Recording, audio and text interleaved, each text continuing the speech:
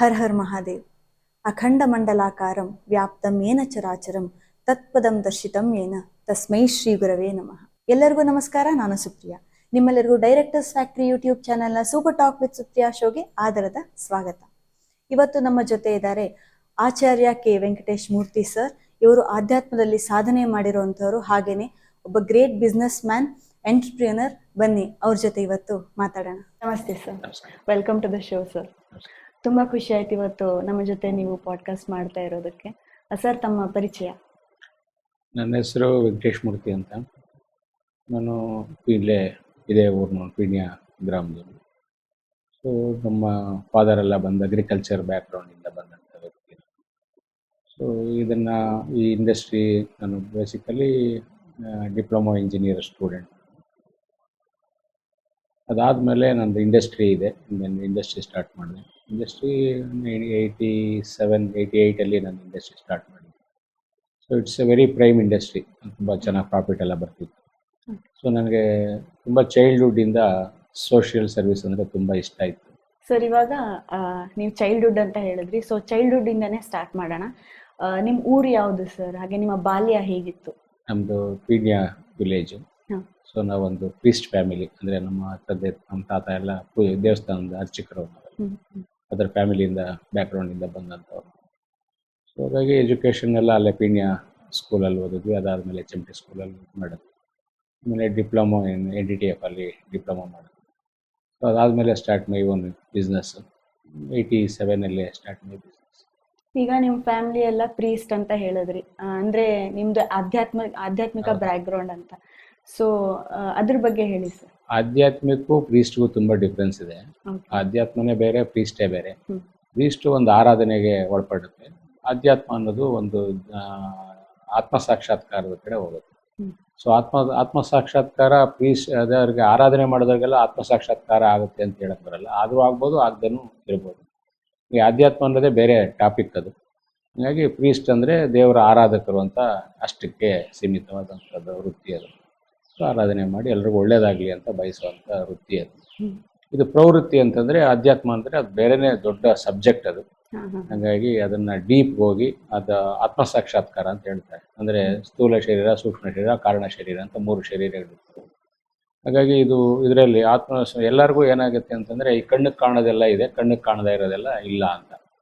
So ಹಾಗಾಗಿ ಈ ಕಣ್ಣಿಗೆ ಕಾಣದೇ ಇರೋದನ್ನ ಕಲ್ತ್ಕೊಳ್ಳೋದಿದೆಯಲ್ಲ, ಅದನ್ನು ತಿಳ್ಕೊಳ್ಳೋದಿಲ್ಲ, ಅದ್ರ ಮೇಲೆ ತುಂಬ ಅಧ್ಯಯನ ಮಾಡೋದಿದೆಯಲ್ಲ, ಅದನ್ನು ಅಧ್ಯಾತ್ಮ ಅಂತ ಕರೀತಾರೆ.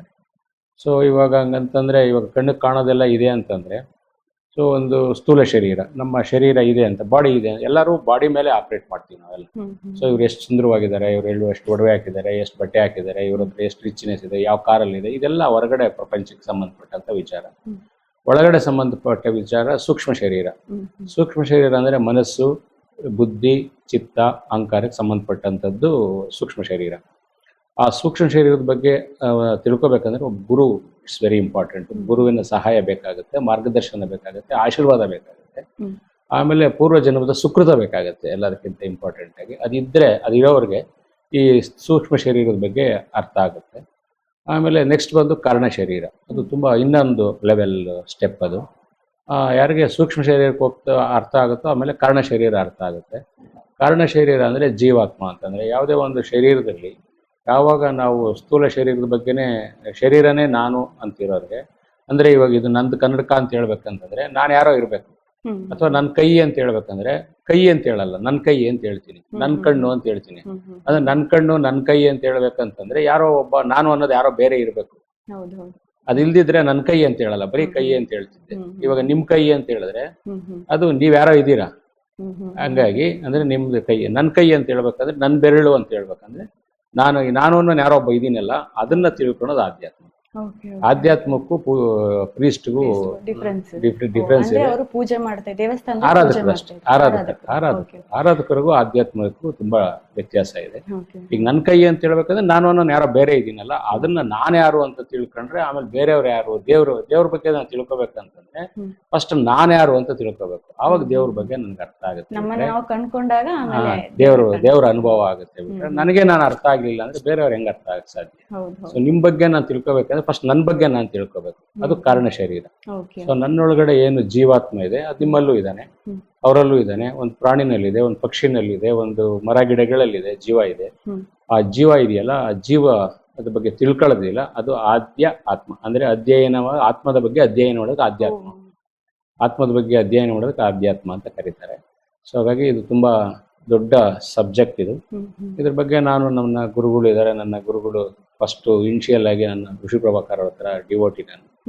ಸೊ ಅವರು ನನಗೆ ಧ್ಯಾನ, ಪ್ರಾಣಾಯಾಮ, ಆಧ್ಯಾತ್ಮ ವಿಚಾರಗಳ ಬಗ್ಗೆ ಬೇಸಿಕ್ ಹೇಳ್ಕೊಟ್ರು. ಅದಾದ್ಮೇಲೆ ಹಿಮಾಲಯ ಎಲ್ಲ ಪ್ರವಾಸ ಮಾಡಿದ್ವಿ. ಹಿಮಾಲಯದಲ್ಲಿ ಸಾಕಷ್ಟು ಗುರುಗಳನ್ನ ಮೀಟ್ ಮಾಡಿದ್ವಿ. ನೀವು ಹಿಮಾಲಯ ಪ್ರವಾಸ ಮಾಡಿದ್ರಿ? ಹಿಮಾಲಯ ಎಲ್ಲ ಫುಲ್ ಕಂಪ್ಲೀಟ್ ಉತ್ತರ ಭಾರತ ಹೋಗಿ ಆಶ್ರಮಗಳಲ್ಲಿ ಹೋಗಿ. ಸರ್, ಅದ್ರ ಬಗ್ಗೆ ಬರೋಣ. ಈಗ ಫಸ್ಟ್ ನಿಮ್ಮ ಬಾಲ್ಯದಲ್ಲಿ ಈಗ ಎಲ್ಲರದು ಬಾಲ್ಯ ಒಂದೊಂದ್ ತರ ಇರುತ್ತೆ. ನಿಮ್ಮ ಬಾಲ್ಯ ಯಾವ ತರ ಇತ್ತು ಸರ್? ಅಂದ್ರೆ ನಮ್ಮ ಬಾಲ್ಯ ರೆಗ್ಯುಲರ್ ಆಗಿ ಎಲ್ಲ ಮಕ್ಕಳ ತರ ತುಂಬಾ ಆಟ ಆಡೋದು ಅಂದ್ರೆ ನಂಗೆ ತುಂಬಾ ಇಷ್ಟ. ಓದೋದಕ್ಕಿಂತ ಆಟ ಆಡೋದು. First bench student, last bench student ನೀವು? ಇಲ್ಲ, ಓದೋದ್ರೆಲ್ಲ ಚೆನ್ನಾಗಿ ಇರ್ತಿದ್ವಿ. ಯಾಕೆಂತಂದ್ರೆ ಒಂದು ಕಷ್ಟ ಮನುಷ್ಯನಿಗೆ ಬುದ್ಧಿ ಕಲಿಸ್ತದೆ ಅನ್ನಕ್ಕೆ ನಮ್ಗೆ ತುಂಬಾ ಹಾರ್ಡ್ ಲೈಫ್. ನಮ್ಮ ಅಪ್ಪ ಅಗ್ರಿಕಲ್ಚರಿಸ್ಟ್, ಅವೆಲ್ಲ ಆರ್ಥಿಕವಾಗಿ ತುಂಬಾ ಚೆನ್ನಾಗಿದ್ದವ್ರು ಏನಲ್ಲ. ಸೊ ಒಂದು ಮಿಡಲ್ ಕ್ಲಾಸ್ ಫ್ಯಾಮಿಲಿ ಅಂತ ಹೇಳ್ತಾರಲ್ಲ, ಹಂಗಾಗಿ ಸೊ ಯಾವಾಗ ಒಬ್ಬ ವ್ಯಕ್ತಿಗೆ ಆರ್ಥಿಕತೆ ಮುಗ್ಗಟ್ಟು ಬರುತ್ತೆ, ಆರ್ಥಿಕದ ಕಷ್ಟ ಬರುತ್ತೆ, ಅವಾಗ ಅವನು ಅದರಿಂದ ಆಚೆ ಬರೋಕೆ ಪ್ರಯತ್ನ ಪಡ್ತಾನೆ. ಅವಾಗ ಹಾರ್ಡ್ ವರ್ಕ್ ಆಬ್ವಿಯಸ್ಲಿ ಅವ್ನು ಮಾಡೇ ಮಾಡ್ತಾನೆ. ಆಮೇಲೆ ಈ ಇಮ್ಯುಲೇಷನ್ಸ್ ಇದೆಯಲ್ಲ, ಅವಮಾನಗಳಿದೆಯಲ್ಲ, ಅದು ಮನುಷ್ಯನಿಗೆ ಒಂದು ಲೈಫ್ ಕೊಡುತ್ತೆ. ನಾನು ಹೇಳೋದಿಷ್ಟೇ, ಯಾವುದೇ ಮನುಷ್ಯನಿಗೆ ಅವಮಾನಗಳಾಗಬೇಕು. ಅವಮಾನನ ನಾವು ನೆಗೆಟಿವ್ ಆಗಿ ಕನ್ಸ್ಯೂಮ್ ಮಾಡಬಾರ್ದು ಯಾವತ್ತೂ ಕೂಡ. ಅವಮಾನ ನನ್ಗೇನೋ ಹಿಂಗೆ ಅನ್ಬಿಟ್ರು ಅಂತ ನಾನು ಕುಂದಬಾರ್ದು. ಸೊ ಅದನ್ನ ಚಾಲೆಂಜಿಂಗ್ ಆಗಿ ತಗೊಂಡು ಅದನ್ನ ನಾನು ಅದರಿಂದ ಆಚೆ ಬಂದು ನನ್ನ ಸ್ಥಿತಿನ ಚೆನ್ನಾಗಿ ಮಾಡ್ಕೊಂಡಾಗ ಎಲ್ಲರೂ ಗೌರವ ಕೊಡೋಗ್ತಾರೆ. ಗೌರವ ಸಂಪಾದನೆ ಮಾಡೋದು ಇಮ್ಯುಲೇಷನ್ನ ನಾವು ಅದನ್ನ ಇದೇ ಪಾಸಿಟಿವ್ ಆಗಿ ಟ್ರಿಗರ್ ಮಾಡಿ ತಗೋಬೇಕು. ಈಗ ಸ್ಟ್ರಗಲ್ಸ್ ಅಂದ್ರೆ ನೀವು ಅಂದ್ರೆ ಓದೋದ್ರ ಜೊತೆಗೆ ಅಗ್ರಿಕಲ್ಚರಲ್ಲೂ ನೀವು ನಾನು ತುಂಬಾ ಚಿಕ್ಕ ಹುಡುಗನಿಂದ ನಾನು ಕೆಲಸ ಮಾಡೋದು ತುಂಬಾ ಹಾರ್ಡ್ ವರ್ಕರ್ ನಾನು. ಸುಮಾರು ನಾನು ಸ್ಕೂಲ್ಗೆ ಹೋಗಿ ಬಂದ್ಮೇಲೆ ನಮ್ಮ ಮನೆಯಲ್ಲಿ ಹಸುಗಳಿಗೆ ಹುಲ್ಲು ಹಾಕೋದಾಗ್ಲಿ, ಆಮೇಲೆ ಅಗ್ರಿಕಲ್ಚರ್ ನಮ್ಮ ಅಪ್ಪಂಗೆ ಸಪೋರ್ಟ್ ಮಾಡೋದಾಗ್ಲಿ. ಸೊ ನಾನು 15 ವರ್ಷ 16 ವರ್ಷ ಆಗ್ತಿದ್ದಂಗೆ ನಮ್ಮ ಮನೇಲಿ ಒಂದು ಶಕ್ತಿ ಬಂದಿದೆ ಅಂತ ಹೇಳೋ ಊರವರೆಲ್ಲ. ಸೊ ಊರಲ್ಲೆಲ್ಲ ಅದೊಂದು ನನ್ನ ಏನು ವಾಯ್ಸ್ ಅದು ನನ್ನ ಊರೊಳಗಡೆ. ಸೊ ನಮ್ಮ ಅಪ್ಪನ ಹೆಸರು ಹೇಳಿ ನಮ್ಮನ್ನೆಲ್ಲ ಯಾರು ಹೆಸರಿಟ್ಟು ಕರೀತಿಲ್ಲ, ಕೈನವರು ಅಂತಿದ್ರು. ಕೈನವ್ರ ಮೇಲೆ ವೆಂಕಟೇಶ್ ಅವರು ಇದಕ್ಕೆ ಬಂದ್ಮೇಲೆ ಅವ್ರಿಗೊಂದು ಇದು ಬಂದಿದೆ, ಅವ್ರ ಆರ್ಥಿಕತೆ ಚೆನ್ನಾಗಾಗಿದೆ, ಅವ್ರಿಗೊಂದು ಇದು ಚೆನ್ನಾಗಿ ಆಗ್ತಿದ್ದಾರೆ ಅನ್ನೋ ಒಂದು ಸಿಂಪ್ಟಮ್ಸ್ ಅವ್ರಿಗೆ ಕಾಣಿಸ್ತಿತ್ತು ಊರಲ್ಲಿ ಎಲ್ಲರೂ ವಾಯ್ಸ್ನ. ಸೊ ಆ ಥರ ಎಲ್ಲ ಮಾತಾಡ್ತಿದ್ರು. ಆಮೇಲೆ ಅದನ್ನು ಕೂಡ ನಾನು ಅವಾಗೂ ಕೂಡ ಅದನ್ನೆಲ್ಲ ರಿಸೀವ್ ಮಾಡ್ಕೊಂತಿರ್ಲಿಲ್ಲ. ನಾನು ವಾಯ್ಸ್ ಅಂದ ತಕ್ಷಣ ಅಹಂಕಾರ ಬರುತ್ತೆ ನೋಡಿ, ನನಗೆ ಅಹಂಕಾರ ಬರ್ತಿರ್ಲಿಲ್ಲ. ನಾನು ಇನ್ನೂ ಚೆನ್ನಾಗಿ ಮಾಡಬೇಕು, ಆಮೇಲೆ ನಾನು ಇದಾದ್ಮೇಲೆ ಸಮಾಜಕ್ಕೆ ಏನಾನ ಮಾಡಬೇಕು ಅನ್ನೋ ಒಂದು ತುಡಿತಾ ಇತ್ತು ಒಳಗಡೆ. ಈ ಕಾಲೇಜ್ ಲೈಫ್ ಹೇಗಿತ್ತು ಸರ್? ನಿಮ್ಗೆ ಯಾವ ಕಾಲೇಜು ಮತ್ತೆ ನೀವು ಯಾವ ಸಬ್ಜೆಕ್ಟ್ಸ್ ಆಯ್ಕೆ ಮಾಡ್ಕೊಂಡಿದ್ರಿ? ಲೈಫ್ ಹೇಗಿತ್ತು ಕಾಲೇಜ್? ಸೊ ನನಗೆ ಯೂಶುವಲ್ ಆಗಿ ನನ್ನ ಆಂಬಿಷನ್ಸ್ ಅಲ್ಲಿ ನಾನು ಡಾಕ್ಟರ್ ಆಗಬೇಕು ಅಂತ. ಬಯಾಲಜಿ ನಂಗೆ ತುಂಬಾ ಇಷ್ಟವಾದಂಥ ಸಬ್ಜೆಕ್ಟ್. ಬಟ್ ನಮ್ಮ ಆರ್ಥಿಕತೆ, ನಮ್ಮ ವ್ಯವಸ್ಥೆ ಆ ಥರ ಇರಲಿಲ್ಲ, ಇದ್ದಿದ್ದು. ಆಮೇಲೆ ಲಾಸ್ಟ್ ಇದಾದ್ಮೇಲೆ ನಾನು PUC ಆದಮೇಲೆ ಡಿಪ್ಲೊಮಾ ತಗೊಂಡು, diploma in tool and dye maker, ಇದು ಡಿಪ್ಲೊಮಾ ಕೋರ್ಸ್ ಅದು ಮಾಡ್ಕೊಂಡ್ಮೇಲೆ ಮೆಕ್ಯಾನಿಕಲ್ ಇಂಜಿನಿಯರಿಂಗ್ ಅದು ಮಾಡಿಕೊಂಡು ಆಲ್ಮೋಸ್ಟ್ ಒಂದು 6 years ನಾನು ವರ್ಕ್ ಮಾಡಿದೆ ಇಲ್ಲಿ NTTF ಅಲ್ಲಿ. ಸೊ ಅದರಲ್ಲಿ ನನಗೆ ಒಂದು ಬೇಸ್ ಕೊಡ್ತದ್ದು. ಆಮೇಲೆ ನನಗೆ ನಾಲೆಡ್ಜ್ ಇಸ್ ದ ಪವರ್ ಅಂತ ಹೇಳ್ತಾರಲ್ಲ, ಹಂಗಾಗಿ ಮನುಷ್ಯನಿಗೆ ಸೊ ನಮ್ಮ ಎಜುಕೇಶನ್ ಸಿಸ್ಟಮ್ ಹೆಂಗಾಗ್ಬಿಟ್ಟಿದೆ ಅಂದರೆ ಎಲ್ಲ ಸರ್ಟಿಫಿಕೇಟ್ಗೋಸ್ಕರ ಓದ್ತಾರೆ. ನಾನು ಯಾವತ್ತೂ ಸರ್ಟಿಫಿಕೇಟ್ಗೋಸ್ಕರ ಓದೋನಲ್ಲ, ಸರ್ಟಿಫಿಕೇಟ್ಗೋಸ್ಕರ ನಾನು ಅದ್ರ ಬಗ್ಗೆ ಗಮನನೂ ಕೊಟ್ಟವನಲ್ಲ. ಸೊ ನನಗೆ ನಾಲೆಡ್ಜನ್ನ ಗ್ರ್ಯಾಬ್ ಮಾಡ್ಕೊಂಡೆ. ಒಳಗಡೆ ಕಾನ್ಫಿಡೆನ್ಸ್ ಇತ್ತು ನನಗೆ. ಸೊ ನಾನೇ ಯಾಕೆ ಒಂದು ಸಣ್ಣ ಉದ್ಯೋಗ ಮಾಡಬಾರ್ದು ಅಂತೇಳಿ I started my own industry. So industry ಮಾಡಿದೆ. ಯಾವ ಇಯರ್ ಅಲ್ಲಿ ಮಾಡಿದ್ರಿ sir? In the year of 86, 87. ಯಾವ ಇಂಡಸ್ಟ್ರಿ ಸರ್ ಅದು? So engineering industry as well as plastic injection moulding ಅಂತ ಕರೀತಾರೆ. ಅದರಲ್ಲಿ ನಾನು ಪ್ಲಾಸ್ಟಿಕ್ ಇಂಜಿನಿಯರಿಂಗ್ ಮಾಡಿದ್ದೆ, as well as mould design ಎಲ್ಲ ಗೊತ್ತಿತ್ತು. ಅದ್ರ ಮೇಲೆ ಅದನ್ನು ಎರಡನ್ನೂ ಬೇಸ್ ಮಾಡಿಕೊಂಡು ಇಂಡಸ್ಟ್ರಿ ಸ್ಟಾರ್ಟ್ ಮಾಡಿದೆ. ಸೊ ಒಂದೇ ಮಿಷಿನು, ನಾನೇ ಆಪರೇಟರು, ನಾನೇ ಓನರು. ಸೊ ಬೆಳಗ್ಗೆ ಬಂದು ನಾನೇ ಕಸ ಗುಡಿಸ್ಕೊಂಡು ನಾನೇ ಡೋರ್ ಎತ್ತೋದು ಎಲ್ಲ ಮಾಡ್ತಿದ್ದೆ. ಸೊ ಅದಾದಮೇಲೆ ಇನ್ನೊಂದು ಆಪ್ರೇಟರ್ ತಗೊಂಡೆ, ಇನ್ನೊಂದು ಮಿಷಿನ್ ಆಡ್ ಮಾಡಿದೆ. ಬೈ ಗಾಡ್ ಗ್ರೇಸ್ ಇವತ್ತು ನನ್ನ ಹತ್ರ ಒಂದು 350-400 ಜನ ಎಂಪ್ಲಾಯೀಸ್ ಕೆಲಸ ಮಾಡ್ತಾರೆ. ಇಂಡಸ್ಟ್ರಿ ತುಂಬ ಚೆನ್ನಾಗಿ ಬೆಳೆದಿದೆ. ಎಲ್ಲದಕ್ಕೂ ಭಗವಂತನ ಕೃಪೆ, ನನ್ನ ಗುರುಗಳ ಆಶೀರ್ವಾದ, ನನ್ನ ಗುರುಗಳು ಕೊಟ್ಟಂಥ ಒಂದು ಜ್ಞಾನ ಇದೆಯಲ್ಲ, ಯಾವತ್ತೂ ಕೂಡ ಮನುಷ್ಯನಿಗೆ ನಾನು ಇಷ್ಟು ಕಲ್ತ್ಬಿಟ್ಟಿದ್ದೀನಿ ಅಂತ ಅಹಂಕಾರ ಬರಬಾರ್ದು. ಅದು ಅಹಂಕಾರ ನಮ್ಮನ್ನ ನಿಲ್ಲಿಸ್ಬಿಡುತ್ತೆ, ಒಂದು ಸ್ಥಿರ ನಿಲ್ಲಿಸುತ್ತೆ. ಸೊ ನಾವು ಯಾವಾಗ ಕಲಿಯಬೇಕು ಅನ್ನೋ ಒಂದು ಇದು ಉತ್ಸಾಹ ಇರಬೇಕು ಜೀವನದಲ್ಲಿ. ಸೊ ಎಷ್ಟು ಕಲ್ತರು ಇಷ್ಟೇನ ಕಲ್ತಿದ್ದು. ನನಗೆ ಇವಾಗಲೂ ಏನನ್ಸುತ್ತೆ ಅಂದರೆ ನಾನು ಕಲ್ತಿರೋದು ಎಲ್ಲೋ ಒಂದು ಸಣ್ಣ ಒಂದು ಸಾಸಿವೆ ಕಾಳಷ್ಟು ಅಂತ ಅನಿಸುತ್ತೆ. ಸೊ ಕಲಿಯೋದು ಎಷ್ಟೊಂದಿದೆ ಅಂತ ಅನಿಸುತ್ತೆ. ಆಮೇಲೆ ನಾನು ತುಂಬ ಜನ ದಾರ್ಶನಿಕರನ್ನ ಭೇಟಿ ಮಾಡ್ತೀನಿ. ಯಾಕೆಂದರೆ ನಾನು ದಾರ್ಶನಿಕರ ಹತ್ರ ಹೋದಾಗ ನನ್ನ ಒಳಗಡೆ ಒಂದು ತುಡಿತಾ ಇರುತ್ತೆ, ಏನೋ ಕಲಿಬೇಕು, ಏನೋ ಕೇಳಬೇಕು ಅಂತ. ನಾನು ಅವ್ರಿಗೆ ಹೇಳ್ಕೊಡೋದಕ್ಕಿಂತ ಜಾಸ್ತಿ ಕಲಿಯೋಕ್ಕಂತ ಹೋಗ್ತೀನಿ, ವಿದ್ಯಾರ್ಥಿಯಾಗಿ ಹೋಗ್ತೀನಿ ಅವ್ರ ಹತ್ರ. ಅವರು ನನ್ನ ಸ್ಟೂಡೆಂಟ್ ಆಗಿ ರಿಸೀವ್ ಮಾಡ್ಕೊತಾರೆ. ಅವ್ರ ಹತ್ರ ನಾನು ಭಕ್ತಿ ಮತ್ತು ಗೌರವದಿಂದ ಕೆಳಗಡೆ ಕೂತ್ಕೊಳ್ತೀನಿ. ಅವಾಗ ಅವರು ಮಾತಾಡ್ತಾರೆ. ನಾನು ಇವತ್ತು at least once in a month ನನ್ನ ಗುರುಗಳ ಹತ್ರ ಹೋಗಿ ನನಗೇನೋ ನಾನೇನು ಬಯಸ್ಕೊಂಡು ಹೋಗಲ್ಲ. ಸೊ ಯಾವಾಗ ನಮಗೆ ಒಳಗಡೆ ಸಂಕಲ್ಪ ಶುದ್ಧವಾಗಿರುತ್ತೋ, ಕೆಲವು ಸಾರಿ ಹೋದಾಗ ಗುರುಗಳು ಏನೋ ಲೌಕಿಕ ಮಾಡ್ತಾ ಇರ್ತಾರೆ. ಅವಾಗ ನಂಗೆ ಏನು ಅನಿಸುತ್ತೆ ಅಂದರೆ, ಅಯ್ಯೋ ನನಗೆ ಇವತ್ತು ಯೋಗ್ಯತೆ ಇಲ್ಲ, ನನಗೆಲ್ಲೋ ಅದೃಷ್ಟ ಇಲ್ಲ, ಲೌಕಿಕ ಬೇಕಾಗಿರಲ್ಲ ನನಗೆ. ಅವ್ರೆ ಅದು ಮಾತಾಡಿದ ಗುರುಭಾಗದಿಂದ ಬಂದಾಗ ನಾವು ಅವ್ರನ್ನ ಅದು ಮಾತಾಡ್ರಿ ಇದು ಮಾಡ್ತಾರ್ರಿ ಅಂತ ಅವ್ರಿಗೆ ನಾವು ಹೇಳೋಕ್ಕಾಗಲ್ಲ. ಸೊ ನನಗೇನು ಅದೃಷ್ಟ ಇದೆಯೋ ಅದು ಸಿಕ್ಕಿದೆ ಅಂತ ತಿಳ್ಕೊಂಡು ಅದು ಪ್ರಸಾದ ಅಂತ ಸ್ವೀಕಾರ ಮಾಡಿ ಬಂದ್ಬಿಡ್ತೀನಿ. ಒಂದೊಂದು ಸಾರಿ ಹೋದಾಗ ಒಂದು ತುಂಬ ಅದ್ಭುತವಾದಂಥ ವಿಚಾರಗಳನ್ನ ಹೇಳ್ತಾರೆ. ಇವತ್ತು ನನ್ನ ಅದೃಷ್ಟ ಚೆನ್ನಾಗಿತ್ತು, ಸೊ ನನಗೆ ದೇವ್ರ ಕೃಪೆ ಆಯಿತು ಅನ್ನೋದು. ಗುರುಗಳ ಹೆಸರೇನು ಸರ್? ಸೊ ಇನಿಷಿಯಲಲ್ಲಿ ನಾನು ಋಷಿ ಪ್ರಭಾಕರ್ ಅವರು ನನ್ನ ಆಧ್ಯಾತ್ಮಿಕ ಗುರುಗಳು, ಮತ್ತು ನನ್ನ ಕೆರಿಯರ್ಗೆ ಅವರೇ ಒಂದು ಮಾರ್ಗದರ್ಶಕರು. ಸೊ ಅದು ತದನಂತರ ಬೇಕಾದಷ್ಟು ಗುರುಗಳನ್ನ ಮೀಟ್ ಮಾಡ್ತೀನಿ. ನಾನು ಸ್ವಾಮಿ ವಿವೇಕಾನಂದ ಆಶ್ರಮದಲ್ಲಿ ಸಾಕಷ್ಟು ಜನ, ನಾನು ವಿವೇಕಾನಂದ ಆಶ್ರಮದ ಒಂದು ಸದಸ್ಯ, ಸುಮಾರು ಜನ ಗುರುಗಳನ್ನ ಮೀಟ್ ಮಾಡ್ತೀನಿ. ಅವರೆಲ್ಲ ಒಂದು ಲೆವೆಲ್ ಹೇಳ್ಕೊಡ್ತಾರೆ. ಇನ್ನು ತುಂಬ ಡೆಪ್ತ್ಗೆ ನನಗೆ ಪ್ರವೀಣ್ ಮಹಾರಾಜ್ ಅಂತೇಳಿ ಒಬ್ಬ ಹಿಮಾಲಯನ್ ಇದ್ದಾರೆ. ಸೊ ನಮ್ಮದೇ ಆಶ್ರಮ ಇದೆ, ನಾನಲ್ಲಿ ಆಶ್ರಮಕ್ಕೆ ಸೇವಕ. ಸೊ ಅವರು ನನ್ನ ಗೈಡ್ ಮಾಡ್ತಾರೆ. ಎಲ್ಲಿದೆ ಸರ್ ಆಶ್ರಮ? ನಮ್ಮದು ಶೃಂಗೇರಿನಲ್ಲಿ ಮೇನ್ ಬ್ರಾಂಚ್ ಇದೆ. ಶೃಂಗೇರಿ ಪ್ರಾಂತ್ಯದಲ್ಲಿದೆ. ಇದರಲ್ಲಿ ತುಮಕೂರಲ್ಲಿ ಒಂದು ಬ್ರಾಂಚ್ ಇದೆ, ಗುರುಗಳಲ್ಲಿ ಇರ್ತಾರೆ. ಸೊ ಅವ್ರನ್ನ ನಾವೇ ಕೇರ್ ಟೇಕ್ ಮಾಡಿ, ನಮ್ಮದು ಟ್ರಸ್ಟ್ ಇದೆ. ಟ್ರಸ್ಟ್ ಥ್ರೂ ನಾವು ಗುರುಗಳು ಇದನ್ನೆಲ್ಲ ನಾವು ನೋಡ್ಕೊಳ್ತೀವಿ. ಸೊ ಗುರುಗಳು ಆಧ್ಯಾತ್ಮಿಕ ನಮ್ಮನ್ನು ಬೆಳವಣಿಗೆ ಮಾಡ್ತಾರೆ. ನಮ್ಮದು ಮುಖ್ಯ ಗುರಿ ಸೊ ಏನು ಮುಮುಕ್ಷತ್ವ ಅಂತ ಕರೀತಾರೆ. ಸೊ ಯಾರಿಗೆ ಏನೇ ಇದ್ರೂ ಕೂಡ, ಎಷ್ಟು ಹಣ ಆಸ್ತಿ ಏನೇ ಮಾಡಿದ್ರು ಕೂಡ ಕೊನೆಗೆ ultimate what is the purpose of life ಅಂತ. ಮನುಷ್ಯ ಎಷ್ಟೇ ಹಣ ಮಾಡಿದ್ರು, ಎಷ್ಟೇ ಹೆಸರು ಮಾಡಿದ್ರು, ಎಷ್ಟೇ ಕೀರ್ತಿ ಮಾಡಿದ್ರು ಕೂಡ ಸೊ ಅದು ಒಂದು ದಿವಸ ಇದಾಗುತ್ತೆ. ಬಟ್ ಮುಮುಕ್ಷತ್ವ ಅಂತ ಕರಿತೀವಲ್ಲ, ಮೋಕ್ಷದ ಕಡೆ ಹೋಗೋದು, ಅದರ ಕಡೆ ಜಾಸ್ತಿ ಫೋಕಸ್ ಮಾಡೋದು. ಬಿಡುಗಡೆಗೆ ಅಂದರೆ ಒಂದು ಬೀಜ ಇರುತ್ತೆ, ಆ ಬೀಜನ ಭೂಮಿಗೆ ಹಾಕಿದ್ರೆ ಅದು ಚಿಗುರೊಡೆದು ಮರ ಬರುತ್ತೆ. ಸೊ ಮೋಕ್ಷ ಅಂತಂದರೆ ಏನು ಅಂತಂದರೆ, ಯಾವಾಗ ಬೀಜನ ಉರಿದ್ಬಿಟ್ರೆ ಅದನ್ನು ಭೂಮಿಗೆ ಹಾಕಿದ್ರೆ ಮತ್ತೆ ಚಿಗುರಲ್ಲ. ಅದೇ ಥರ ಮನಸ್ಸು ನಮ್ಗೆ ಯಾವಾಗ ಪುನರ್ಜನ್ಮ ಪ್ರಾಪ್ತಿ ಆಗುತ್ತೆ ಅಂತಂದರೆ, ನಾವು ಮೋಹಗಳನ್ನ ಇಟ್ಕೊಂಡಾಗ, ಅಂದರೆ ಯಾವುದೇ ಒಂದು ನಾವು ಮಾಡಿರೋ ಆಸ್ತಿ ಆಗಲಿ ಮಕ್ಕಳಾಗಲಿ ಇದ್ರ ಮೇಲೆ ನಾವು ಮೋಹ ಇಟ್ಕೊಂಡಾಗ ಅದೇನಾಗುತ್ತೆ, ಪುನರಪಿ ಮರಣ ಪುನರಪಿ ಜನನ. ಸೊ ನಮ್ಮಲ್ಲಿರೋ ಥಾಟು ಮತ್ತೆ ಅದು ಬೀಜ ಹೊಡೆದು ಅದು ಮತ್ತೆ ನಮಗೆ ಪುನರ್ಜನ್ಮಕ್ಕೆ ಪ್ರಾಪ್ತಿ ಆಗುತ್ತೆ. ಹಾಗಾಗಿ ನಮ್ಮ ಮನಸ್ಸನ್ನು ನಿರ್ಕಲ್ಮಶವಾಗಿ ಅದನ್ನು ಉರಿದು ಬಿಡ್ಬೇಕು. ಉರಿದು ಬೀಜ ಹೆಂಗಿರುತ್ತೋ ಅದೇ ಥರ ಅದು ಮೊಳಕೆ ಹೊಡಿಬಾರ್ದು. ಸೊ ಪುನರ್ಜನ್ಮ ಅಂದ್ರೆ ಏನಂದ್ರೆ, ನಮ್ಮ ಆತ್ಮ ಮತ್ತೆ ಮೊಳಕೆ ಹೊಡೆಯುವಂಥದ್ದು. ಆ ಮೊಳಕೆ ಹೊಡಿದಂಗೆ ಅದನ್ನು ಉರಿದು ಬಿಟ್ಟಾಗ ಅದು ಮೊಳಕೆ ಹೊಡೆಯಲ್ಲ. ಆವಾಗ ನಾವು ಭಗವಂತನ ಹತ್ರ ಸೇರಿಕೊಂಡು ಲಾಸ್ಟ್ ಇದು ಭಗವಂತ ಅಂದರೆ ಮೋಕ್ಷ ಅನ್ನೋದು ಅದೇ ಬಿಡುಗಡೆ ಅಂತ. ಮೋಕ್ಷ ಅಂದರೆ ಇನ್ನೇನು, ಅದು ಬೇರೆ ಬೇರೆ ಅರ್ಥವಾಗೇನಿಲ್ಲ. ಪುನರ್ಜನ್ಮ ಆಗದೆ ಇರೋದೇ ಮೋಕ್ಷ. ಭಗವಂತನ ಹತ್ರ ನಾವು ಸಾನ್ನಿಧ್ಯ ಪಡ್ಕೊಳ್ಳೋದ್ರಿಂದ ಅದನ್ನ ಮೋಕ್ಷ ಅಂತ ಕರೀತೀವಿ. ಸರ್, ಈಗ ತಾವು 87 ಇಂಡಸ್ಟ್ರಿ ಲೈಫ್ ಸ್ಟಾರ್ಟ್ ಮಾಡಿದ್ರಿ ಅಂತ ಹೇಳಿದ್ರಿ. ಈಗ ನಿಮಗೂ ಬ್ಯಾಕ್ಗ್ರೌಂಡ್ ಏನೋ ಸಪೋರ್ಟ್ ಇರಲಿಲ್ಲ, ನೀವೇ ಹೇಳ್ದಾಗೆ. ಸೊ ಆ ಥಾಟ್ ಹೇಗೆ ಬಂತು ಸರ್ ನಿಮಗೆ? ಅಂದರೆ ಇಂಡಸ್ಟ್ರಿ ಸ್ಟಾರ್ಟ್ ಮಾಡಬೇಕು, ಈಗ ಕಷ್ಟನೂ ಇತ್ತು ನಿಮಗೆ. ಸೊ ಯಾವ ಥರ ಧೈರ್ಯ ಮಾಡಿದ್ರಿ ನೀವು? ಸೊ ಇದೇ ನಾನಾಗಲೇ ಹೇಳಿದ್ನಲ್ಲ, ಇಮ್ಯುಲೇಷನ್ ಅಂತ.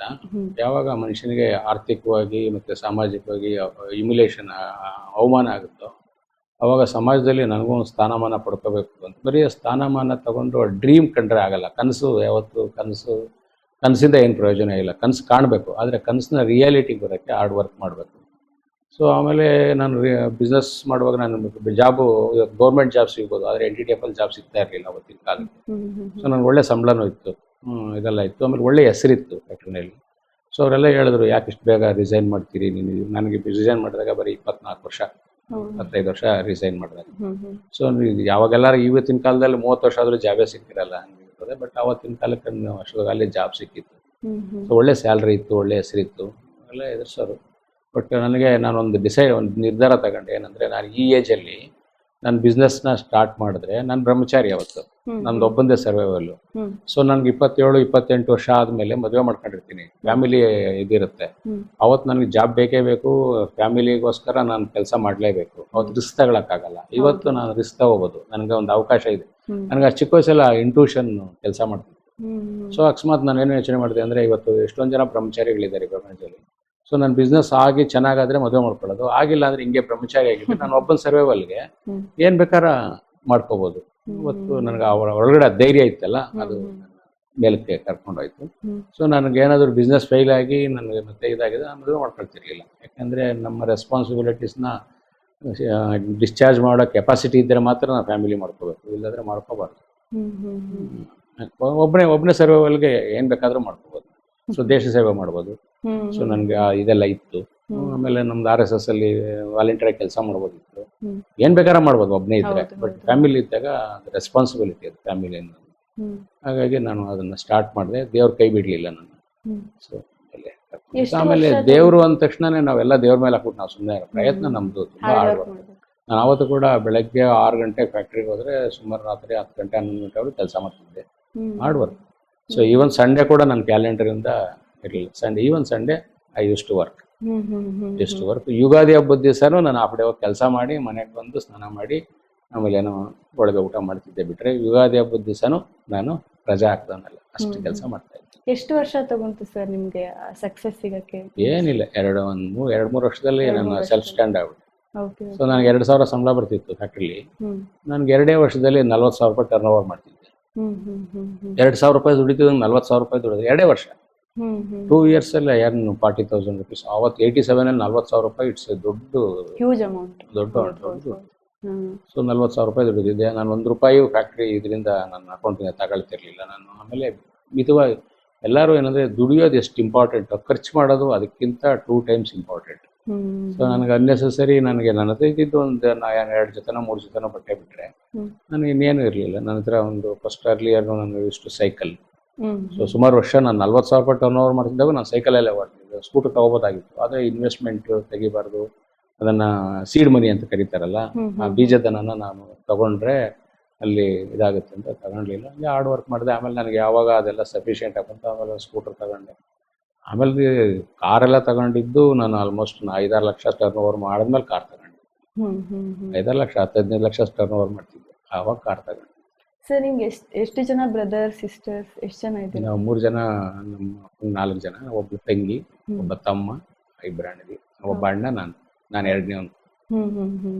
ಎಲ್ಲರೂ ಎಜುಕೇಶನ್ ಫೀಲ್ಡ್ ಅಲ್ಲಿ ಇದ್ದಾರೆ. ನಮ್ಮಣ್ಣ ನಾನಿಬ್ರು ಜೊತೆಲೇ ಇದ್ದೀವಿ. ಸೊ 40 ವರ್ಷ ಆಯಿತು ಇಬ್ಬರು ಜೊತೆನಲ್ಲೇ ಬಿಸ್ನೆಸ್ ಮಾಡ್ತೀವಿ. ಯಾಕೆ ಅಂತಂದರೆ ಇದು ತುಂಬ ಇಂಪಾರ್ಟೆಂಟ್, ಎಲ್ಲರಿಗೂ ನಾನು ಹೇಳಕ್ಕೆ ಇಷ್ಟಪಡೋದು. ಸೊ ಯಾವತ್ತೂ ಕೂಡ ಒಂದು ಬಿಸ್ನೆಸ್ ಮಾಡ್ಬೇಕಂತಂದರೆ ಟೆಕ್ನಿಕಲ್ ಸ್ಟ್ರಾಂಗ್ ಇರಬೇಕು, ಕಮರ್ಷಿಯಲ್ ಇರಬೇಕು. ಯಾಕೆಂದರೆ ನಾವು ದುಡಿದಿದ್ದನ್ನು ಸರಿಯಾಗಿ ವ್ಯವಸ್ಥಿತವಾಗಿ ಖರ್ಚು ಮಾಡೋದಿರ್ಬೋದು, ಅಥವಾ ಪ್ಲ್ಯಾನಿಂಗ್, ಫೈನಾನ್ಷಿಯಲ್ ಪ್ಲ್ಯಾನಿಂಗ್ ಅಂತಾರಲ್ಲ. ನಮ್ಮ ಅಣ್ಣ BCom ಮಾಡಿದ್ರು, ಅವರೆಲ್ಲ ಡೈನಾಮೆಟಿಕಲ್ ಅಕೌಂಟೆಂಟ್ ಆಗಿದ್ರು. ಅವ್ರು ಬಂದು ವ್ಯವಹಾರ ಎಲ್ಲ ಅವ್ರು ನೋಡ್ಕೊಳ್ಳೋರು, ಟೆಕ್ನಿಕಲ್ ಎಲ್ಲ ನಾನು ನೋಡ್ತಿದ್ದೆ. ಹಾಗಾಗಿ ನನ್ನ ಬಿಸ್ನೆಸ್ಗೆ ಅವ್ರು ಬರ್ತಿರಲಿಲ್ಲ, ಅವ್ರ ಬಿಸ್ನೆಸ್ಗೆ ನಾನು ಬರ್ತಿರಲಿಲ್ಲ. ನಮ್ಮಿದ್ದು ಒಂದು ರೈಟ್ ಹ್ಯಾಂಡ್ ಲೆಫ್ಟ್ ಹ್ಯಾಂಡ್ ಥರ. So right hand left hand ಇದ್ದರೆ ಕ್ಲಾಪ್ಸ್ ಚೆನ್ನಾಗಿ ಬರುತ್ತಲ್ಲ, ಅದೇ ಥರ ಇದ್ವಿ. ಇವತ್ತು ಜೊತೆಯಲ್ಲೇ ಇದ್ದೀವಿ, ಮುಂದೇನು ಹಂಗೆ ಇರ್ತೀವಿ. ಅದೇ ಥರ ಬಿಸ್ನೆಸ್ಸು ಚೆನ್ನಾಗಿದೆ, ಇಬ್ಬರು ತುಂಬ ಚೆನ್ನಾಗಿ ಗ್ರೋತ್ ಆಗಿದೆ. ಇವತ್ತಿನ ಸಮಾಜದಲ್ಲಿ ತುಂಬ ಡಿಫ್ರೆನ್ಸ್ ಆಫ್ ಒಪಿನಿಯನ್ಸು ಅದೆಲ್ಲ ಯಾಕೆ ಬರುತ್ತೆ ಅಂದರೆ, ಯಾರು ಆಧ್ಯಾತ್ಮಿಕವಾಗಿ ಡೆವಲಪ್ ಆಗಿರಲ್ವೋ, ನಾನಾಗಲಿ ಫಿಸಿಕಲ್ ಲೇಯರಿಂದನೇ ಎಲ್ಲರೂ ನೋಡೋದ್ರಿಂದ ಆತ್ಮಭಾವದಿಂದ ಇರೋದೇ ಇಲ್ಲ. ಸೊ ನಾನು ಯಾವಾಗ ಫಿಸಿಕಲ್ ಲೇಯರಲ್ಲೇ ನೋಡ್ತೀವೋ ಅವಾಗ ಎಲ್ಲದಕ್ಕೂ ವ್ಯಾಲ್ಯೂ ಬರುತ್ತೆ. ಆತ್ಮಭಾವದಿಂದ ನೋಡಿದಾಗ ವ್ಯಾಲ್ಯೂ ಇರಲ್ಲ, ಆತ್ಮಕ್ಕೆ ಬೆಲೆ ಕಟ್ಟಕ್ಕಾಗಲ್ಲ. ಈ ಆತ್ಮಕ್ಕೆ ಇಷ್ಟು ಬೆಲೆ ಅಂತ ಕಟ್ಟಕ್ಕಾಗಲ್ಲ. ಆದರೆ ವಸ್ತುಗೆ ಬೆಲೆ ಕಟ್ಬೋದು, ಅಂದರೆ ಏನು ಸ್ಥೂಲಕ್ಕೆ, ಸೂಕ್ಷ್ಮ ಬೆಲೆ ಕಟ್ಟಕ್ಕಾಗಲ್ಲ. ಹಾಗೆ ಅವ್ರದ್ದು ಸಂಬಂಧ ಸೂಕ್ಷ್ಮ ಶರೀರದಲ್ಲಿ ಮತ್ತು ಕಾರಣ ಶರೀರದಲ್ಲಿ, ಅಂದರೆ ನನ್ನಲ್ಲಿರೋ ಜೀವಾತ್ಮ ಅವರಲ್ಲಿದ್ದಾರೆ ಅನ್ನೋ ಒಂದು ಭಾವನಂದು. ಹಂಗಾಗಿ ಅವ್ರ ಜೊತೆ ಅಕಸ್ಮಾತ್ ಅವರು ಸ್ವಲ್ಪ ಏನೋ ಇದಾಗಿ ಮಾತಾಡಿದಾಗೂ ಕೂಡ, ಸೊ ನಾನು ತುಂಬಾ ಇದಾಗ ಅಂದರೆ ಒಂದು ಆತ್ಮ ನನ್ನ ಮಾತಾಡ್ತಿದ್ದೆ, ಆತ್ಮ ಜೊತೆ ನಾನು ಮಾತಾಡ್ತಿದ್ದೀನಿ ಅನ್ನೋ ಒಂದು ರಿಲೇಷನ್ಶಿಪ್ ಇದೆಯಲ್ಲ, ಆವಾಗ ಗಂಡ ಹೆಂಡ್ತಿನೂ ಚೆನ್ನಾಗಿರ್ಬೋದು, ಮಕ್ಕಳ ಜೊತೆ ಚೆನ್ನಾಗಿರ್ಬೋದು, ಸಮಾಜದಲ್ಲಿ ಚೆನ್ನಾಗಿರ್ಬೋದು, ಕೊಲೀಗ್ಸ್ ಜೊತೆ ಚೆನ್ನಾಗಿರ್ಬೋದು. ಯಾವಾಗ ಈ ಶರೀರ ಭಾವದಲ್ಲಿರ್ತೀವೋ ಅವಾಗ ತುಂಬಾ ಶಾರ್ಟ್ ಟರ್ಮ್ ರಿಲೇಷನ್ಶಿಪ್ ಅದು. ಯಾಕೆಂದರೆ ಶರೀರ ಸುಖ, ಶರೀರ ಭಾವ ಇವಾಗ ಇವಳು ಚೆನ್ನಾಗಿದ್ದಾಳೆ ಅಂತ ಅವಳ ಜೊತೆ ಇರೋದು, ಅಥವಾ ಇವನು ಅಂದ ನೋಡಿ ಇದು ಮಾಡೋದು, ಅದೆಲ್ಲ it's A very narrow minded ಅಥವಾ ಶಾರ್ಟ್ ಇದು. ಸೊ ಇವಾಗ ಇದಿದ್ದಾಗ ಏನು ಸ್ಥೂಲ ಭಾವ, ಸೂಕ್ಷ್ಮ ಭಾವ, ಕಾರಣ ಭಾವ ಇದ್ದಾಗ ನಾನು ಹೇಳಿದೆ ಆವಾಗಲೇ, ಸೊ ನನ್ನಲ್ಲಿರೋ ಆತ್ಮನೇ ನಿಮ್ಮಲ್ಲಿ ಇದ್ದಾನೆ ಅಂತ ಆತ್ಮಶಯದಲ್ಲಿ ಇದ್ದಾಗ, ಸೊ ನಿಮ್ಮ ಮೇಲೆ ನನಗೆ ಇದು ನಿಮ್ಮ ಅಂದರೆ ನಿಮ್ಮಲ್ಲಿರೋ ಭಗವಂತ ನನ್ನಲ್ಲಿದ್ದಾನೆ, ನನ್ನಲ್ಲಿರೋ ಭಗವಂತ ನಿಮ್ಮಲ್ಲಿ. ಗಂಡ ಹೆಂಡತಿ ರಿಲೇಶನ್ಶಿಪ್ಪು ಈ ಥರ ತರಬೇಕು ಅನ್ನೋದು ನನ್ನ. ಸೊ ಒಂದು ಹುಡುಗ ಹುಡುಗಿ ಮದುವೆ ಆದಾಗ, ಪ್ರೀತಿಸಿ ಮದುವೆ ಆದಾಗ, ಸೊ ಅದು ಅವರಲ್ಲೂ ಆತ್ಮ ಭಾವ ಇದ್ದಾಗ ಇದು ಬರಲ್ಲ, ರಿವರ್ಸ್ ಬರಲ್ಲ. ಮತ್ತು ಶರೀರ ಭಾವ ಇದ್ದಾಗ ಇದು ಬಂದ್ಬಿಡುತ್ತೆ, ಇದು ಬರುತ್ತೆ. ಹಾಗೆ ಅದೆಲ್ಲ ಬರ್ಬೇಕಂದ್ರೆ ಆಧ್ಯಾತ್ಮಿಕದ ನೆಲೆಗಟ್ಟು ಬೇಕು, ಇದು ಬೇಕು. ಸ್ಥೂಲ ಶರೀರ, ಸೂಕ್ಷ್ಮ ಶರೀರ, ಕಾರಣ ಶರೀರದ ಬಗ್ಗೆ ಅವೇರ್ನೆಸ್ ಇರಬೇಕು, ತಿಳುವಳಿಕೆ. ಅದನ್ನ ಸರ್ ಈಗ ನೀವೇ ಹೇಳಿದ್ರಿ ಅಂದ್ರೆ ನಾ ತುಂಬಾ ಯೋಚನೆ ಮಾಡಿ ಎಕ್ಸ್ಪೆನ್ಸ್ ಮಾಡ್ತಾ ಇದ್ದೆ ಅಂತ. ಇವಾಗ ಹೆಂಗಾಗಿದೆ, ಇನ್ಕಮ್ ಕಮ್ಮಿ ಇರುತ್ತೆ, ಎಕ್ಸ್ಪೆನ್ಸೇ ಜಾಸ್ತಿ ಇರುತ್ತೆ. ಸೊ ಈಗಿನ ಜನ್ರೇಷನ್ ಅವ್ರಿಗೆ ನೀವೇನ್ ಹೇಳ್ತೀರಾ, ಯಾವ ತರ ದುಡ್ಡು ಉಳಿಸ್ಬೋದು, ಯಾವ ತರ ನಾವು ಸೇವಿಂಗ್ಸ್ ಮಾಡ್ಬೋದು, ಅದ್ರ ಬಗ್ಗೆ ಸ್ವಲ್ಪ ಹೇಳಿ ಸರ್. ಇವತ್ತಿನ ಜನ್ರೇಷನ್ನು ಏನಂದರೆ, ನಮ್ಮ ಯಾರಿಗೆ ಧಾರ್ಮಿಕತೆ ಅಂದರೆ ನಾನು ಅದನ್ನೇ ಹೇಳಿದ್ರು. ಸೊ ನಮ್ಮದು ಫಿಲಾಸಫಿ ಇದೆಯಲ್ಲ, ದ್ವೈತ, ಅದ್ವೈತ, ವಿಶಿಷ್ಟ ದ್ವೈತ, ಮತ್ತು ವಚನಗಳು, ವಚನ ಸಾಹಿತ್ಯ, ಮತ್ತು ಅಕ್ಕಮಹಾದೇವ ವಚನಗಳು, ಬಸವಣ್ಣವ್ರ ವಚನಗಳು, ಇವನ್ನೆಲ್ಲ ನಾವು ಎಜುಕೇಷನಲ್ಲಿ ಕೊಡಬೇಕು. ಸೊ ಇವಾಗ ಕೊಟ್ಟಾಗ ಲ್ಯಾವಿಶ್ ಅಂತ ಹೋಗ್ತೀವಲ್ಲ, ಸೊ ಇದಿರಲ್ಲ, ಇದು ಚಾರುವಾಕ ಸಂಸ್ಕೃತಿ ಅಂತ ಹೇಳ್ತಾರೆ. ಸೊ ಸಾಲ ಮಾಡಿ ತುಪ್ಪ ತಿನ್ನು ಅಂತ. ಸೊ ಇದು ನಮ್ಮ ಇಂದಿನ ಇದರಲ್ಲಿ ಒಂದು ಚಾರುವಾಕ ಸಂಸ್ಕೃತಿನಲ್ಲಿ ಇದರಲ್ಲಿ ಇದ್ದಿದ್ದಂಥದ್ದು. ಇದರಲ್ಲಿ ಆ ಚಾರುವಾಕ ಸಂಸ್ಕೃತಿ ಇದಾದಾಗ ನಾವು ದ್ವೈತ ಫಿಲಾಸಫಿಗೆ ಬಂದ್ವಿ. ಆವಾಗ ಆಮೇಲೆ ಅದ್ವೈತ, ವಿಶಿಷ್ಟ ದ್ವೈತ, ಇವರು ಫಿಲಾಸಫರ್ಸು. ಅಂದರೆ ಮಧ್ವಾಚಾರ್ಯ ಸರ್, ಮೊದಲನೇದು ಶಂಕರಾಚಾರ್ಯರು, ಮಧ್ವಾಚಾರ್ಯರು, ರಾಮಾನುಜಾಚಾರ್ಯರು, ಬಸವಣ್ಣವರು, ಇವರೆಲ್ಲ ದಾರ್ಶನಿಕರು. ಇವರು ಸಾಕಷ್ಟು ಇದನ್ನ ಕೊಟ್ಟಿದ್ದಾರೆ. ಅದನ್ನ ಸಿಂಪಲ್ ಲಿವ್ ಐ ಥಿಂಕಿಂಗ್ ಅಂತ. ಸೊ ಸಿಂಪಲ್ ಆಗಿ ಲಿವ್ ಅಂದ್ರೆ, ಸಿಂಪಲ್ ಅಂದ್ರೆ ಅವಶ್ಯಕತೆ ಇರೋಷ್ಟು ಖರ್ಚು ಮಾಡ್ಬೇಕು, ಅದು ಮಾಡಬೇಕು ಕೂಡ. ಯಾಕಂದ್ರೆ ದುಡಿಯೋದೇ ಖರ್ಚು ಮಾಡಕ್ಕೆ, ನಮ್ಮ ಇದಕ್ಕೋಸ್ಕರ, ಪ್ಲೇಜರ್ಗೋಸ್ಕರ ಮಾಡಬೇಕು. ಸೊ ಅದು ನಮ್ಮ ಅವಶ್ಯಕತೆ ಮೀರಿ ಹೋಗೋದು, ಅದೆಲ್ಲ ಒಂದ್ ಕಡೆ ನಾವೇ ಕಷ್ಟಕ್ಕೆ ಸಿಗಾಕೊಳ್ತೀವಿ. ಆಮೇಲೆ ನಮ್ಮ ಹೀಗೆ ತುಂಬಾ ಜನಕ್ಕೆ ಏನಂತಂದ್ರೆ, ನಾನು ಓಡಾಡೋ ಕಾರ್ ನೋಡಿ ನನ್ನ ಗುರ್ತಿಸ್ಬೇಕು, ನಾನು ಹಾಕೊಳ್ಳೋ ಬಟ್ಟೆಯಿಂದ ನನ್ನ ಗುರ್ತಿಸ್ಬೇಕು, ಆಮೇಲೆ ನನ್ನ ಇಮೇಜ್ ಕ್ರಿಯೇಟ್ ಮಾಡ್ಕೋಬೇಕು ಅಂತ ಇದು ಮಾಡ್ತಾರೆ. ಅಂದ್ರೆ ಅವಾಗ ಏನ್ ಮಾಡ್ತಾರೆ, ನಾವು ನಮ್ಮ ಕೆಪಾಸಿಟಿ ಮೀರಿ ಹೋಗ್ತೀವಿ, ಅದು ಪ್ರಾಬ್ಲಮ್. ಹಂಗೇನಿಲ್ಲ. ಸೊ ನನ್ನ ವ್ಯಕ್ತಿತ್ವ ನೋಡಿ ನನ್ನ ಗುರ್ತಿಸ್ಬೇಕು. ಸೊ ನಾವು ಮಾಡೋ ಕೆಲಸದಿಂದ, ಸಾಲುಮರದ ತಿಮ್ಮಕ್ಕ, ಸೊ ಅವ್ರು ಮಾಡೋ ಕೆಲಸದಿಂದ ಅವ್ರನ್ನ ಗುರುತಿಸ್ತಾರೆ ಬಿಟ್ರೆ, ಅವ್ರ ಹತ್ರ ಯಾವ ಬೆನ್ಸ್ ಕಾರ್ ಇರ್ಲಿಲ್ಲ, ಅವ್ರ ಹತ್ರ ಯಾವ್ದೇ ರೇಷ್ಮೆ ಬಟ್ಟೆ ಹಾಕೊಂಡಾರಲ್ಲ ಅವರು. ಸೊ ನಮ್ಮ ಮಹಾತ್ಮ ಗಾಂಧೀಜಿ ಅವ್ರೇನು ಒಂದು ಸಣ್ಣ ಇದು ಹಾಕೊಂಡಿದ್ದರು, ಅಂದ್ರೆ ಅವ್ರ ಹತ್ರ ಯಾವ್ದು ಬೆನ್ಸ್ ಕಾರ್ ಇರ್ಲಿಲ್ಲ, ಆದ್ರೆ ಜನ, ಇಡೀ ದೇಶ ಅವ್ರಿಗೆ ಹ್ಯಾಟ್ಸ್ ಆಫ್ ಮಾಡ್ತಲ್ಲ. ಸೊ ನಾವು ಮಾಡೋ ಕೆಲಸ ನಮ್ಮನ್ನು ಗುರುತಿಸ್ಬೇಕೇ ವಿನಃ ನಾವು ಹಾಕೊಳ್ಳೋ ಬಟ್ಟೆಯಿಂದ, ನಾವು ಹಾಕೊಳ್ಳೋ ಒಡವೆಯಿಂದ ಅದು ಅಲ್ಲ. ತುಂಬಾ ಚೆನ್ನಾಗಿ ಹೇಳಿದ್ರಿ ಸರ್. ಇವಾಗ ನಿಮ್ ಮ್ಯಾರೇಜ್ ಲೈಫ್ ಬಗ್ಗೆ ಹೇಳಿ. ಎಷ್ಟನೇ ವರ್ಷಕ್ಕೆ ನಿಮ್ ಮದುವೆ ಆಯ್ತು, ನಿಮ್ ಮ್ಯಾರೇಜ್ ಜರ್ನಿ ಹೇಗಿತ್ತು ಸರ್? ಸೊ ನನ್ನ ಮ್ಯಾರೇಜ್ ಲೈಫ್ ನನಗೆ 27 ಇಯರ್ಸ್ಗೆ ನಾನು ಮದುವೆ ಮಾಡ್ಕೊಂಡೆ. ನಾನು ಆಗಲೇ ಹೇಳಿದೆ, ನಾನು 24 ವರ್ಷಕ್ಕೆ ನನ್ನ ಕಾಲ ಮೇಲೆ ನಾನು ನಿಂತಿದ್ದೆ ಅವತ್ತಿಗೆ. ನನ್ನ ಮ್ಯಾರೇಜ್ ವಿಚಾರ ತುಂಬ ಇಂಟ್ರೆಸ್ಟಿಂಗ್ ಆಗಿರುವಂಥ ವಿಚಾರ. ನನ್ನ ಹತ್ರ ಅವತ್ತು ಬ್ಯಾಂಕ್ ಬ್ಯಾಲೆನ್ಸು ಲಕ್ಷಗಟ್ಟಲೆಯಲ್ಲಿ ಇತ್ತು. ಅವತ್ತು 87 ನಾನು ಮದುವೆ ಆಗಿದ್ದು. ಸೊ ಅವತ್ತು ನನ್ನ ಬ್ಯಾಂಕ್ ಬ್ಯಾಲೆನ್ಸ್ ಇತ್ತು, ಆದರೂ ನಾನು ಮದುವೆ ಖರ್ಚು ಮಾಡಿದ್ದು ಬರೀ 12,000 ಅಷ್ಟೇ, ಬರೀ 12,000 ಅಷ್ಟೇ. ನನ್ನ ಹತ್ರ ಇದು ಒಂದೇ ಬಟ್ಟೆನಲ್ಲಿ ನಾನು ಮದುವೆಗಂತ ಒಂದು ಜೊತೆ ಬಟ್ಟೆ ತಗೊಂಡಿದ್ದೆ. ಸೊ ನನ್ನ ಹತ್ರ ಹಳೆ ವಾಚ್ ಇತ್ತು, ಇನ್ನೊಂದು ವಾಚ್ ತಗೋಬೋದಾಗಿತ್ತು, ಅಥವಾ ಅವ್ರನ್ನ ಕೊಡ್ರಿ ಅಂತ ಕೇಳ್ಬೋದಾಗಿತ್ತು. ನಾನು ಯಾವತ್ತೂ ನಮ್ಮ ಅತ್ತೆ ಮಾವನ್ನ ಕೇಳ್ದವನಲ್ಲ, ಅವ್ರು ಏನು ಮಾಡಿದವನಲ್ಲ. ಯಾಕೆಂತಂದ್ರೆ ನಮಗೆ ಅದು ಇದ್ದಾಗ. ಆಮೇಲೆ ನನ್ನ ಹೆಂಡತಿಗೆ ತಾಲಿಗೆ ಇದು ಇದ್ಬಿಟ್ರೆ ಚಿನ್ನದ ಸರ ಹಾಕಿ ನಾನೇನು ಮದುವೆ ಮಾಡ್ಕೊಂಬರ್ಲಿಲ್ಲ. ಇದಕ್ಕೇನು ಅರ್ಶಿಣದ ದಾರ ತಾಲಿನಲ್ಲಿ ಮದುವೆ ಮಾಡ್ಕೊಂಬ. ಅವತ್ತು ಚಿನ್ನದ ತರ ತಗೊಳೋದು ನನಗೇನು ದೊಡ್ಡ ಕೆಲಸ ಇರಲಿಲ್ಲ. ಬಿಸ್ನೆಸ್ ಇಂದ ದುಡ್ಡು ತೆಗೆದ್ಬಿಟ್ಟು ತಗೋಬಿಡ್ಬೋದಾಗಿತ್ತು. ಆದರೆ ಇದು ಅರ್ಶಿಣದ ದಾರ ಮತ್ತೆ ತಾಲಿ ಮಾಡಿಸ್ಕೊಟ್ಟಿದ್ರು, ಅದರಲ್ಲಿ ಮದುವೆ ಮಾಡ್ಕೊಂಡ್ಬಂದ್ವಿ. ಅದು 12,000 ನಾನು ಖರ್ಚು ಮಾಡಿದ್ವಿ. ಸರ್, ನೀವು ಸಿಂಪಲ್ ಲಿವಿಂಗ್ ನ ನೀವು ಎಕ್ಸೆಪ್ಟ್ ಮಾಡಿದ್ರಿ, ಬಟ್ ನಿಮ್ ವೈಫ್ ಅದನ್ನ ಎಕ್ಸೆಪ್ಟ್ ಮಾಡೋದು ತುಂಬಾ ದೊಡ್ಡ ವಿಷಯ ಸರ್. ಆಕ್ಚುಲಿ ಹೆಣ್ಮಕ್ಳಿಗೆ ಬಂಗಾರದ ಮೇಲೆನೆ ಆಸೆ ಇರುತ್ತೆ ಜಾಸ್ತಿ. ಹಂಗೇನಿಲ್ಲ, ನಾನು ಹೇಳಿದ್ನಲ್ಲ, ಯಾವಾಗ ನಾವು ಸ್ಥೂಲ ಶರೀರದ ಮೇಲೆ ಫೋಕಸ್ ಮಾಡಿದಾಗ ಅವಳು ಹಂಗೆ ಇದ್ದಾಳೆ. ಅವಳಿಗೂ ಅದೇ ತರ ನಮ್ಮ ಸ್ವಂತ ಸೋದರತ್ತೆ ಮಗಳೇ. ಹಂಗಾಗಿ ನಮ್ಮ ರಿಲೇಷನ್ ಈವನ್ ಯಾರೇ ಆದ್ರೂ ಕೂಡ, ಯಾರೇ ನನ್ನ ಸಂಪರ್ಕಕ್ಕೆ ಬಂದ್ರೆ ನನ್ನ ಕ್ವಾಲಿಟಿ ಅವ್ರಿಗೆ ಜಸ್ಟ್ ಹಂಗೆ ಬಂದ್ಬಿಡುತ್ತೆ. ಬಟ್ ಅದನ್ನ ವೈರಾಗ್ಯ ಇರಬೇಕು ಲೆವೆಲ್ಗೆ. ನಿಮ್ಮ ಮಕ್ಕಳ ಬಗ್ಗೆ ಹೇಳಿ ಸರ್. ಎಷ್ಟು ಜನ ಮಕ್ಕಳು? ಸೂಪರ್. ನನಗೆ ಒಂದು ಹೆಣ್ಣು ಒಂದು ಗಂಡು, 2 ಮಕ್ಕಳು. ಒಬ್ಬ ನನ್ನ ಮಗ ಎಂ.ಟೆಕ್ ಇಂಜಿನಿಯರ್, ಮಗಳು ಡಾಕ್ಟ್ರು. ಒಳ್ಳೆ ಮಕ್ಕಳು. ಯಾಕೆ ಅಂತಂದ್ರೆ ಮಕ್ಕಳಿಗೆ ಒಳ್ಳೆ ಮಕ್ಕಳು ಅಂತಂದ್ರೆ ನಾವು ಅದನ್ನ ಬೆಳೆಸೋದು ಹೆಂಗೆ ಬೆಳೆಸ್ತೀವೋ ಹಂಗೆ. ಸೊ ಇವತ್ತು ಇಡೀ ಸಮಾಜದಲ್ಲಿ ಸೊ ತುಂಬಾ ಈಸಿಯಾಗಿ ದುಡ್ಡು ಮಾಡ್ತಾರೆ. ದುಡ್ಡು ಸಂಪಾದನೆ ಮಾಡಕ್ಕೆ ಏನು ತುಂಬಾ ಕಷ್ಟಪಡ್ಬೇಕಾಗಿಲ್ಲ. ಹೆಸರು ಮಾಡ್ತಾರೆ, ಆಮೇಲೆ ಇದನ್ನೆಲ್ಲ ಏನೇನು ಬೇಕೋ ಮೆಟೀರಿಯಲ್ಸ್ ಎಲ್ಲ ಸಂಪಾದನೆ ಮಾಡ್ತಾರೆ. ಆದರೆ ಕೊನೆಗೆ ಎಲ್ಲರೂ ಸಫರ್ ಆಗೋದು ಎಲ್ಲಿ ಅಂತಂದರೆ ಮಕ್ಕಳು ಒಳ್ಳೆಯರಾಗಲಿಲ್ಲ. ಸೊ ನಾವು ಮಕ್ಕಳನ್ನ ಬೆಳೆಸೋವಾಗ ನಾವೇನು ಫೀಡ್ ಮಾಡ್ತೀವೋ, ಒಂದು ಮಕ್ಕಳ ಮನಸ್ಸು ಅನ್ನೋದು ಒಂದು ಕ್ಯಾಸೆಟ್ ಇದ್ದಂಗೆ ಅಥವಾ CD ಇದ್ದಂಗೆ. ಸೊ ನೀವೇನು ಇನ್ಫಾರ್ಮೇಷನ್ ಹಾಕ್ತೀರೋ ಅದು ರೆಕಾರ್ಡ್ ಆಗುತ್ತೆ. ಅದು ರೆಕಾರ್ಡ್ ಆಗುತ್ತೆ. ಓಕೆ, ಒಂದು ಇದು ಹೇಳ್ತಾರೆ ಅಂದರೆ ಮನೆಯೇ ಮೊದಲ ಪಾಠಶಾಲೆ, ತಾಯಿ ತಾನೇ ಮೊದಲ ಗುರುವು, ತಾಯಿಯಿಂದ ಪಾಠ ಕಲಿತ ನಾವು ಧನ್ಯರು ಅಂತ. ಹಂಗೆ ಮನೆಯಲ್ಲಿ ತಂದೆ ತಾಯಿ ಒಳ್ಳೆ ಇದನ್ನ ಫೀಡ್ ಮಾಡಬೇಕು, ಖಾಲಿ ಬಿಡಬಾರ್ದು ಮೈಂಡ್ನ. ಸೊ ನಮ್ಮ ಧರ್ಮ, ನಮ್ಮ ಸಂಸ್ಕೃತಿ, what to do, what not to do, what is right, what is wrong ಅನ್ನೋದನ್ನ ಮಕ್ಕಳ ತಲೆಯಲ್ಲಿ ಫೀಡ್ ಮಾಡಿ ಬಿಡಬೇಕು. ಆಮೇಲೆ ನಮ್ಮ ಧರ್ಮ ಜಾಗೃತಿ, ನಾವೆಲ್ಲ ನಾವು ಭಾರತೀಯರು ಅಂದರೆ ನಮ್ಮ ಭಾರತೀಯತೆ, ನಮ್ಮ ಉಡುಗೆ ತೊಡುಗೆಯಿಂದ ಹಿಡಿದು ಸೊ ನಮ್ಮ ಸಂಸ್ಕಾರ ಸಂಸ್ಕೃತಿಯಿಂದ ಹಿಡಿದು ಸೊ ಇದನ್ನೆಲ್ಲನೂ ಅವ್ರಿಗೆ ಫೀಡ್ ಮಾಡಿ ಇಟ್ಟರೆ ಅದು ರೆಕಾರ್ಡ್ ಆಗಿರುತ್ತೆ. ಸೊ ಅದನ್ನ ವಾಪಸ್ ಕೇಳೋರು ಯಾರು?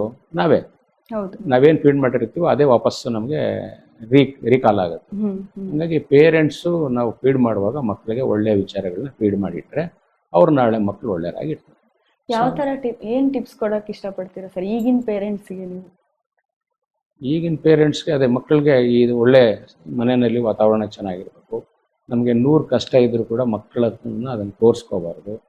ಸೊ ಮಕ್ಕಳಿಗೆ ವಿದ್ಯೆ ಕೊಡಬೇಕು. ಅಂದರೆ ಎಜುಕೇಷನ್ 2 ಪಾರ್ಟು. ಒಂದು ಏನಂದರೆ ಎಜುಕೇಟೆಡ್, ಇನ್ನೊಂದು ಲಿಟ್ರೇಟ್ಸ್. ಸೊ ಲಿಟ್ರೇಟ್ಸೇ ಬೇರೆ, ಎಜುಕೇಟೆಡೇ ಬೇರೆ. ಸೊ ಎಜುಕೇಟೆಡ್ಗೂ ಲಿಟ್ರೇಟ್ಸ್ಗೂ ತುಂಬ ಡಿಫ್ರೆನ್ಸ್ ಇದೆ. ಹೀಗಾಗಿ ಎಜುಕೇಟೆಡ್ ಆದವರಲ್ಲೇ ಲಿಟ್ರೇಟ್ಸ್ ಆದವರಲ್ಲಿ ಎಜುಕೇಟೆಡ್ ಆಗಿರ್ತಾರೆ ಅಂತಿಲ್ಲ. ಸೊ ನಾವು ಯಾವತ್ತೂ ಕೂಡ ಬರೀ ಓದೋದು ಬರೆಯೋದು ಅಷ್ಟೇ ಕಳೆದ್ರೆ ಎಜುಕೇಷನ್ಲಿ 3R ಅಂತ ಕರಿತೀವಿ ನಾವು. ನನ್ನ ಟೀಚರ್ಸ್ಗೂ, ನನ್ನ ಮಕ್ಕಳಿಗೂ, ನಮ್ಮ ಪೇರೆಂಟ್ಸ್ಗೂ ಇದನ್ನೇ ಹೇಳೋದು, 3R ಅಂತ ಕರಿತೀವಿ. ಸೊ ಎಲ್ಲ ಕಡೆ ಈ 3R ಮಾಡೋದು. ಒಂದು R ಅಂದರೆ ರೀಡಿಂಗ್, ರೈಟಿಂಗ್, ರೀಕಾಲಿಂಗ್. ಎಕ್ಸಾಮ್ ಬಂದಾಗ ಬರೆದ್ಬಿಟ್ಟು ಆಚೆಗೆ ಹಾಕ್ಬಿಟ್ರೆ ಒಂದು 80% 90% ಆದರೆ ಒಂದು ಸರ್ಟಿಫಿಕೇಟ್ ಕೊಟ್ಟರೆ ಮುಗೀತು ಅಲ್ಲಿಗೆ. ಹಂಗಲ್ಲ. ಸೊ ಎಜುಕೇಷನ್ 3R ಜೊತೆಯಲ್ಲಿ ಇನ್ಕ್ಲೂಡ್ 3H ಅಂತ. ವಾಟ್ ಈಸ್ 3H ಅಂತಂದರೆ ಸೊ ಹೆಡ್ ಡೆವಲಪ್ಮೆಂಟ್ಸ್. ಸೊ ನಾವು ಹೆಡ್ಡಲ್ಲಿ ಪಾಸಿಟಿವ್ ಅಫರ್ಮೇಷನ್ಸ್ ಅಂತ ಕರಿತೀವಿ. ಸೊ ನಾನು ಒಂದು ಲಾಯರ್ ಆಗಬೇಕು, ಇಂಜಿನಿಯರ್ ಆಗಬೇಕು, ಡಾಕ್ಟರ್ ಆಗಬೇಕು, ಒಬ್ಬ ಅಗ್ರಿಕಲ್ಚರಿಸ್ಟ್ ಆಗಬೇಕು, ಒಬ್ಬ ಪೊಲಿಟಿಷಿಯನ್ಸ್ ಆಗಬೇಕು, ಏನೇ ಆದರೂ ಕೂಡ ಬೆಸ್ಟ್ ಆಗಬೇಕು, ದಿ ಬೆಸ್ಟ್. ಬೆಸ್ಟ್ ಸೇರಿಸ್ಬೇಕು ಅದ್ರ ಒಳಗಡೆ, ದಿ ಬೆಸ್ಟ್. ಇವತ್ತು ಎಲ್ಲ ಕಡೆ ಎಲ್ಲ ಎಜುಕೇಷನ್ ಅಂತ ಸಿಗುತ್ತೆ, ಅದೆಲ್ಲ ತುಂಬ ಕಾಮನ್ ಆಗಿರುತ್ತೆ. ಸೊ ಬೆಸ್ಟ್ ಎಜುಕೇಷನ್ ಅಂದರೆ ಹೆಡ್ ಡೆವಲಪ್ಮೆಂಟ್. ಒಳ್ಳೆಯಲ್ಲಿ ಮೈಂಡಲ್ಲಿ ಅವನು ಪಾಸಿಟಿವ್ ಅಫರ್ಮೇಷನ್ ಹಾಕಿ ಒಂದು ಒಳ್ಳೆಯದನ್ನೇ ಯೋಚನೆ ಮಾಡಬೇಕು. ಯಾವಾಗ ನಾನು ಮಾಡೋ ಕೆಲಸದಿಂದ 4 ಜನಕ್ಕೆ ಒಳ್ಳೇದಾಗುತ್ತಾ ಅಂತ ಯೋಚನೆ ಮಾಡಿ ಒಂದು ಕೆಲಸ ಮಾಡಬೇಕು. ಇದು ನನ್ನ ಆಕ್ಷನಿಂದ ಬೇರೆಯವರಿಗೆ ಅರ್ಟ್ ಆಗುತ್ತೆ ಅಂದರೆ ಆ ಕೆಲಸ ಮಾಡಬಾರ್ದು. ಅದನ್ನು ಮಕ್ಕಳ ತಲೆಯಲ್ಲಿ ಹಾಕ್ಬೇಕು. ಯಾವುದೋ ತಾಯಿ ತಂದೆ ಅದನ್ನು ಹಾಕಿರ್ಬೇಕು. ಆಮೇಲೆ ಶಾಲೆ ಶಿಕ್ಷಕರು ಅದನ್ನು ಸೇರಿಸಿ ಹಾಕ್ಬೇಕು. ಯಾಕಂದರೆ ಶಿಕ್ಷಕರ ಜೊತೆ ತುಂಬ ಇರ್ತಾರೆ ಮಕ್ಕಳು. ಹಾಗಾಗಿ ಶಿಕ್ಷಕರ ಕ್ವಾಲಿಟಿ ಹಿಂಗಿರ್ಬೇಕು. ಸೊ ಹೆಡ್ ಡೆವಲಪ್ಮೆಂಟ್, ತಲೆ ತುಂಬ ಒಳ್ಳೆಯದನ್ನು ಯೋಚನೆ ಮಾಡುವಂಥದ್ದು head development. Next is hand development. 2 ಕೈ ಕೊಟ್ಟಿದ್ದಾನೆ ಭಗವಂತ, 2 ಕೈಯಲ್ಲಿ ನಾನು ಎಷ್ಟು ಸೇವೆ ಮಾಡ್ಬೋದು ಅಂತ.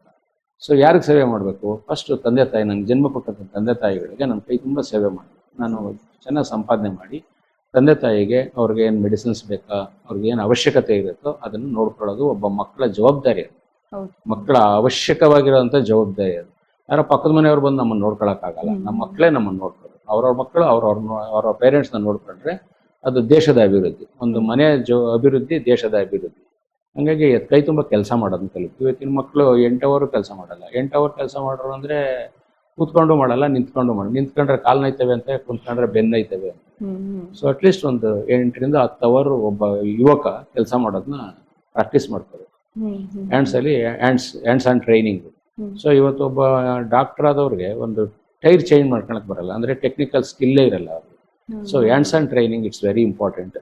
ಸೊ ಅವ್ರಿಗೊಂದು ಬೋಲ್ಟ್ ಬಿಚ್ಚೋದಾಗ್ಲಿ, ಬೋಲ್ಟ್ ಕ್ಲಾಕ್ ವೈಸ್ ಅಂದರೆ ಏನು, ಆಂಟಿ ಕ್ಲಾಕ್ ವೈಸ್ ಅಂದರೆ ಏನು, ಸೊ ಇದೆಲ್ಲ ಅಟ್ಲೀಸ್ಟ್ ಒಂದು ಸ್ಕಿಲ್ ಡೆವಲಪ್ಮೆಂಟ್ ಟ್ರೈನಿಂಗ್ ಅದೆಲ್ಲ ಹೇಳ್ಕೊಡ್ಬೇಕು ಶಿಕ್ಷಣದಲ್ಲಿ. 6 ಸಬ್ಜೆಕ್ಟ್ಗೆ ಸೀಮಿತ ಮಾಡಬಾರ್ದು ಮಕ್ಕಳಿಗೆ. ಬರೀ ಮಗ್ಗಿಂಗ್ ಮಾಡಿ ಎಕ್ಸಾಮ್ ಅನ್ನಬಾರ್ದು, ಸರ್ಟಿಫಿಕೇಟ್ ಅಲ್ಲ. ತಲೆನಲ್ಲಿ ಹೆಡ್ ಡೆವಲಪ್, ನಾಲೆಜ್ ಇರ್ಬೇಕು. ನಾಲೆಡ್ಜ್ ಇರಬೇಕು, ಹ್ಯಾಂಡ್ಸ್ ಆನ್ ಟ್ರೈನಿಂಗ್, ಅವ್ರಿಗೆ ಫಿಸಿಕಲಿ ಫಿಟ್ ಇರಬೇಕು.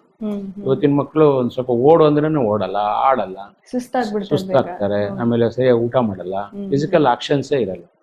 ಆಮೇಲೆ ಸ್ಪೋರ್ಟ್ಸ್, ದೇವ್ರು ಕೈ ಕೊಟ್ಟವನಲ್ಲ, ಒಂದು ವಾಲಿಬಾಲು, ಫುಟ್ಬಾಲು, ಕಬಡ್ಡಿ, ಕ್ರಿಕೆಟು ಅದೆಲ್ಲ ಆಡಬೇಕು. ಮಕ್ಕಳು ಆಡಿದಾಗ ಅದೊಂದು ಧ್ಯಾನಾವಸ್ಥೆ, ಆಟ ಅನ್ನೋದೊಂದು ಧ್ಯಾನಾವಸ್ಥೆ. ಸೊ ಆ ಏಜಲ್ಲಿ ನಾವು ಚೆನ್ನಾಗಿ ಆಟ ಆಡಿದ್ರೆ, ನಾವೆಲ್ಲ ಆಡುವಾಗ ಗೋಲಿ ಆಡ್ತಿದ್ವಿ, ಬಂಗ್ರ, ಅವತ್ತೆಲ್ಲ ಇದೆಲ್ಲ ಇರಲಿಲ್ಲ. ಗೋಲಿ, ಬಂಗ್ರ, ಚಿಲ್ಲಿದೆಂಡು ಇದೆಲ್ಲ ಆಡ್ತಿದ್ವಿ. ನಾವೆಲ್ಲ ಆಡ್ತಿರ್ಬೇಕಂದ್ರೆ ಅದೊಂಥರ ಏನು ಎಷ್ಟು ಮಗ್ನ ಆಗ್ತಿದ್ವಿ ಅಂದ್ರೆ, ಒಂದು ಧ್ಯಾನಾವಸ್ಥೆ ಅಂತಾರಲ್ಲ ಆ ಥರ ಮೆಡಿಟೇಷನ್ ಸ್ಟೇಟಿಗೆ ಹೋಗ್ಬಿಡ್ತಿದ್ವಿ.